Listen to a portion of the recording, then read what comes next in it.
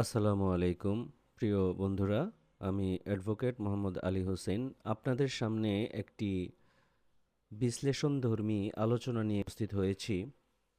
যেহেতু আমি একজন আইনজীবী, তাই আইন বিষয়ক একটি প্রতিবেদন আমার চোখে পড়ায় আপনাদের সম্মুখে উপস্থিত হলাম।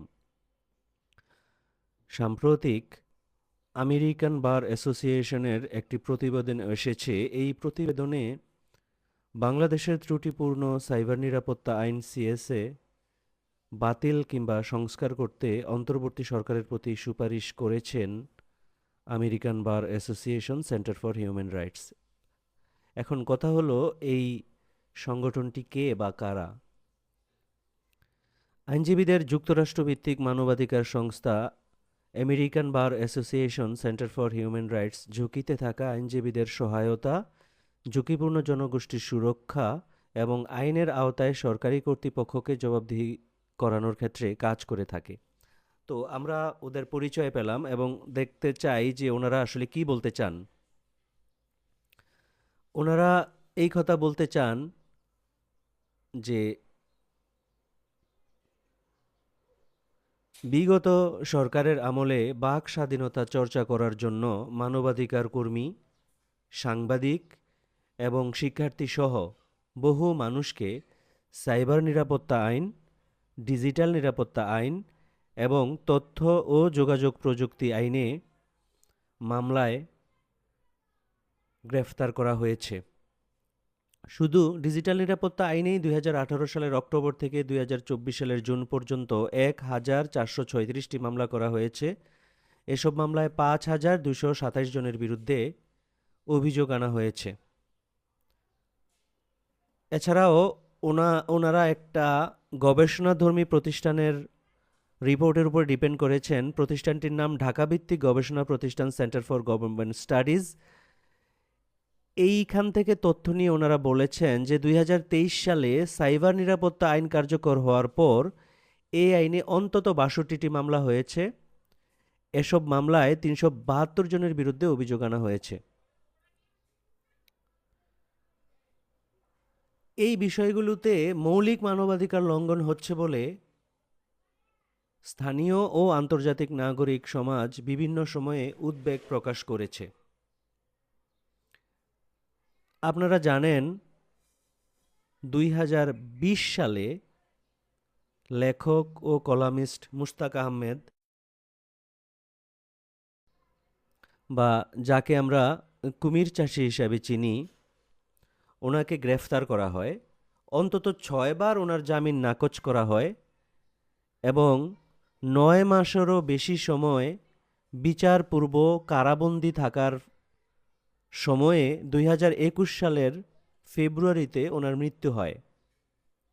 যদিও কর্তৃপক্ষ দাবি করেছিলেন হার্ট অ্যাটাকে তার মৃত্যু হয়েছে, কিন্তু বিচার বহির্ভূতভাবে একজন ব্যক্তিকে জেলখানায় আটকে রেখে ৯ মাসেও ৬ বার জামিন মঞ্জুর না করে তাকে আসলে জেলখানায় পুরে রাখা, এটা অত্যন্ত মানবাধিকার বহির্ভূত একটি কাজ বলে আপনারা অবশ্যই জানেন।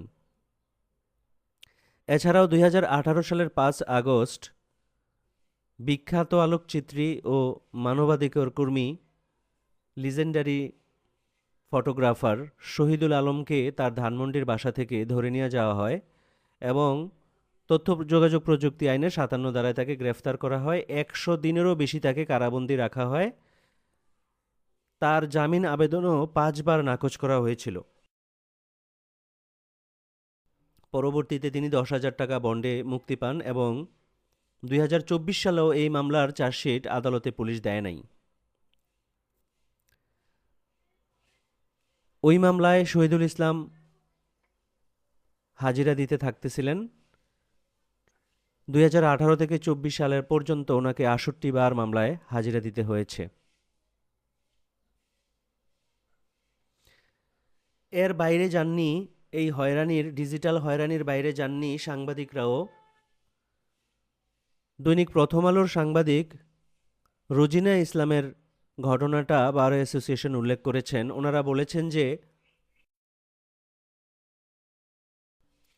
করোনা মহামারীর সময় সরকারের বিভিন্ন পদক্ষেপ নিয়ে প্রতিবেদন দেওয়ায় 2021 সালের মে মাসে অফিসিয়াল সিক্রেট অ্যাক্ট ও ফৌজদারি দণ্ডবিধিতে রোজিনা ইসলামের বিরুদ্ধে মামলা দায়ের করা হয় এবং জামিন মঞ্জুর হওয়ার আগে তাকে কিছুদিন আটকে রাখা হয়।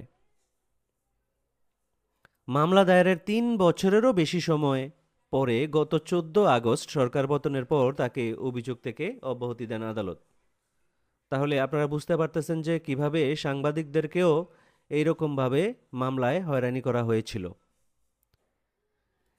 এই প্রতিবেদনে উল্লেখ করা হয় যে বর্তমান সাইবার নিরাপত্তা আইন বাংলাদেশের সংবিধান ও আন্তর্জাতিক আইনের সাথে সঙ্গতিপূর্ণ না এবং বাংলাদেশে মানবাধিকার কর্মীরা যে কাজ করেন তার জন্য এই আইনগুলি একটা বড় ঝুঁকি। যেহেতু বাংলাদেশের অন্তর্বর্তীকালীন সরকার বলতে চান যে তারা মানবাধিকার রক্ষার পক্ষে, সেই হিসেবে তারা এই সুপারিশটি গ্রহণ করতেই পারেন।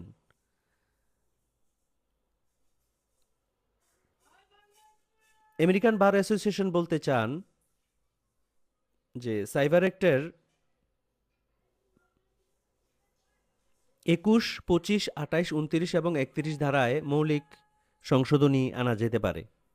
এছাড়াও ডিজিটাল নিরাপত্তা আইন, সাইবার নিরাপত্তা আইন এবং তথ্য ও যোগাযোগ প্রযুক্তি আইনে করা অবশিষ্ট মামলাগুলি চাইলে সরকার খারিজ করতে পারে।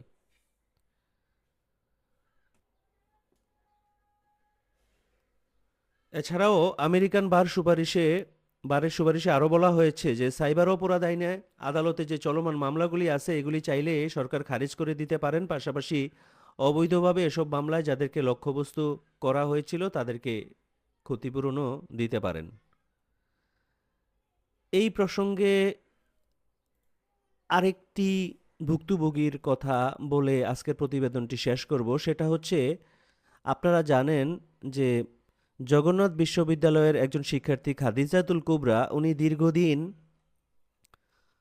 15 মাস পর্যন্ত সরকারের রোষানলে পড়ে উনি জেলে আটকে ছিলেন এবং উনি ডিজিটাল নিরাপত্তা আইনের পৃথক 2টি মামলায় গ্রেফতার ছিলেন। 2022 সালের 27 আগস্ট তাকে পুলিশ গ্রেফতার করেছিল। বারবার শুনানি পিছিয়ে গিয়েছিল। তো এইগুলি আসলে কয়েকটি উদাহরণ মাত্র। আপনারা জানেন যে অসংখ্য মানুষ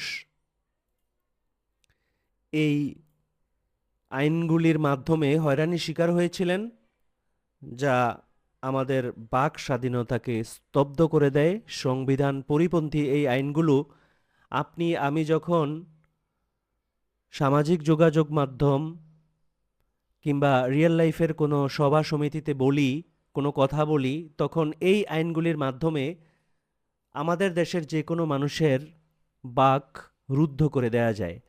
তো যেই বিষয়গুলো আমাদের সংবিধানের সাথে সাংঘর্ষিক এবং যা আমাদের বাক স্বাধীনতাকে হরণ করে, সেই আইনগুলিকে সংস্কার বা বাতিল করাই হবে আমাদের দেশের নাগরিকদের জন্য একটি যুগান্তকারী পদক্ষেপ। এবং ডক্টর ইউনূসের সরকার যদি আসলেই চান যে আমরা সরকারের সমালোচনা করি বা যে কোনো সরকারের সমালোচনাই করি, তাহলে এই ধরনের নিপীড়নমূলক আইনগুলি বাতিল করা একান্তই প্রয়োজন। এই আইনগুলি যদি থাকে তাহলে আইনজীবী, সাংবাদিক, শিক্ষার্থী, সাধারণ মানুষ কারো পক্ষেই আসলে প্রাণ খুলে কথা বলা সম্ভব না, কারণ আইনগুলির মিসইউজ হতে পারে এবং আইনগুলো দমনমূলক নিপীড়ন চালাইতে পারে। সেই কারণে আমরা চাইব এই আইনগুলো প্রত্যাহার করা হোক, আর যদি প্রত্যাহার করা নাও হোক, এমনভাবে সংস্কার করা হোক যাতে এই আইনগুলো সাধারণ মানুষের মৌলিক মানবাধিকারের, বাক স্বাধীনতার পক্ষে অন্তরীণ না হয়ে দাঁড়ায়। আরও কোনো আলোচনা নিয়ে আপনাদের সামনে আসব। যদি আমার এই চ্যানেলটিকে আপনাদের ভালো লাগে, সাবস্ক্রাইব করুন। আপনারা সুস্থ থাকুন এই কামনায়। আল্লাহ হাফিজ।